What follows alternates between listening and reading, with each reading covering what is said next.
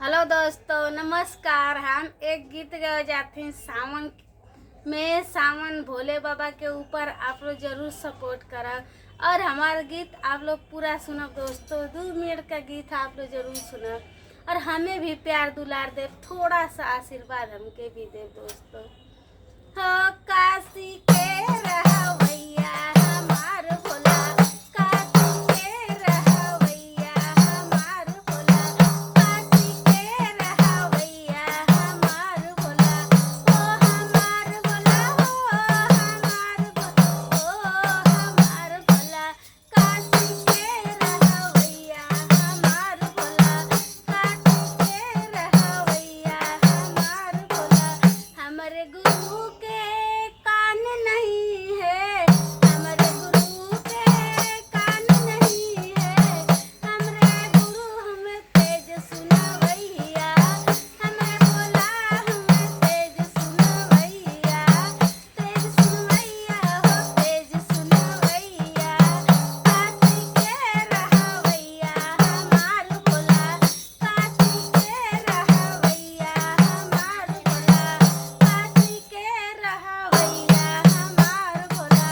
हमरे भोला के आँख नहीं है, हमरे भोला के आँख नहीं है, हमरे गुरुजी तेज तकवैया, हमरे गुरुजी तेज तकवैया, काशी के रहवैया हमार भोला, काशी के रहवैया हमार भोला।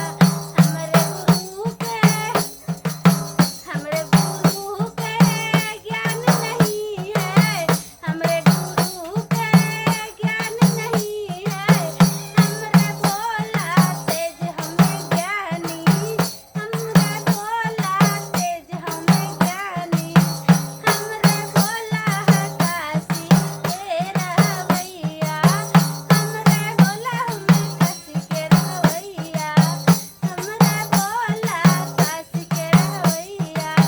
हमरे गुरु के हाथ नहीं है, हमरे गुरु के हाथ नहीं है, सबको देते हैं आशीर्वाद हमार भोला, सबको देते हैं आशीर्वाद भोला, काशी के रहवैया हमार भोला, काशी के रहवैया हमार भोला, ओ हमार भोला, हो हमार भोला, काशी के रहवैया हमार भोला।